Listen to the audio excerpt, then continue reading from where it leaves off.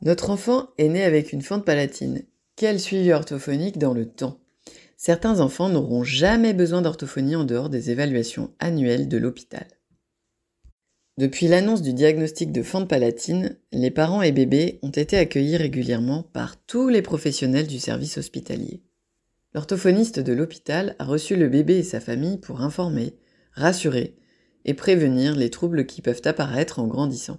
Mais jusqu'à quand un enfant né avec une fente doit-il être suivi par l'orthophoniste de l'hôpital? Le suivi. De nos jours, presque tous les parents ont un diagnostic avant la naissance. Cela leur permet d'être accompagnés au plus tôt et de recevoir toutes les informations essentielles avant l'arrivée de leur bébé. Naître avec une fente palatine implique au minimum une chirurgie. Pour certains enfants, plusieurs opérations seront nécessaires. Avec l'âge, il est primordial de suivre la croissance de leur bouche. Il est donc important que les enfants puissent être suivis annuellement par l'équipe pluridisciplinaire spécialisée dans un centre MAFAS. À différentes étapes de leur développement, tous les patients auront besoin des professionnels suivants: chirurgiens, infirmiers, orthodontistes, orthophonistes, pédodontistes, spécialistes des dents chez les petits, dentistes et médecins ORL. Si besoin, l'enfant rencontrera également un prothésiste dentaire, un psychologue et un kinésithérapeute. Le suivi des soins réguliers sera effectué par les professionnels de santé en libéral proches du domicile, médecins traitants, orthophonistes, ORL, dentistes et orthodontistes. Les chirurgies. Chaque patient connaît un parcours différent, mais le suivi à l'hôpital se poursuit toujours jusqu'à l'âge adulte. C'est le type de fente qui conditionne le nombre minimum de chirurgies. Certains bébés naissent avec seulement le palais touché, d'autres nécessitent aussi une réparation du nez et de la lèvre. Dans un deuxième temps, les patients peuvent demander des retouches esthétiques. Ils peuvent aussi avoir besoin de reprises chirurgicales pour mieux parler ou respirer. Ces patients doivent être vus annuellement lorsqu'il y a des troubles de l'audition ou des caries qui peuvent également nécessiter des opérations. Une carie non soignée peut avoir de graves conséquences. Les otites à répétition nuisent au développement de la parole et du langage. C'est pourquoi les parents ont aussi un rôle essentiel à jouer dans la prévention des troubles possibles de leur enfant. Ils feront aussi le lien entre les professionnels proches du domicile et l'équipe hospitalière. La face et la cavité buccale grandissent jusqu'à l'âge adulte. Sans suivi régulier, les adolescents présentent des troubles esthétiques, mauvaise fermeture des lèvres, décalage des mâchoires, mais aussi fonctionnels, manque d'intelligibilité, surdité, respiration nasale difficile.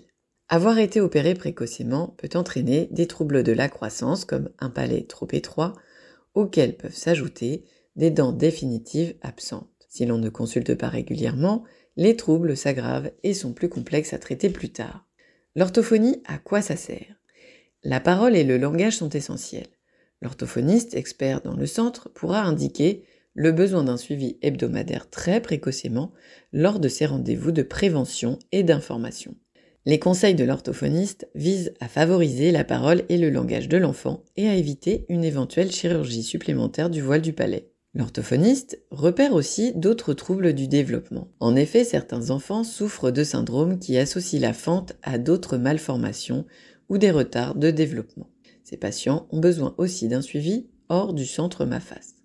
Le suivi orthophonique à l'hôpital. Certains enfants n'auront jamais besoin d'orthophonie en dehors des évaluations annuelles.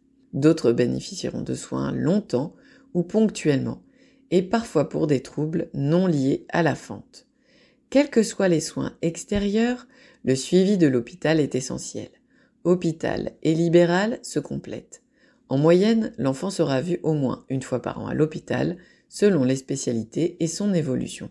À l'hôpital, l'orthophoniste apporte son expertise au sein d'une équipe du centre et pour un suivi en général annuel. L'orthophoniste en libéral. L'orthophoniste proche du domicile connaît bien son patient et son environnement. C'est lui qui accompagne la famille chaque semaine et reste en lien avec l'hôpital. Cet orthophoniste intervient lors d'une fente, mais parfois pour des troubles développementaux connus, une surdité, des troubles alimentaires. Le patient est d'autant mieux suivi que les professionnels échangent, permettant une meilleure prise en compte des besoins. Quels soins peuvent être nécessaires en grandissant? Dans les premières années de vie, les soins orthophoniques sont le plus souvent en lien avec l'alimentation, le développement de la parole et parfois des troubles de l'audition.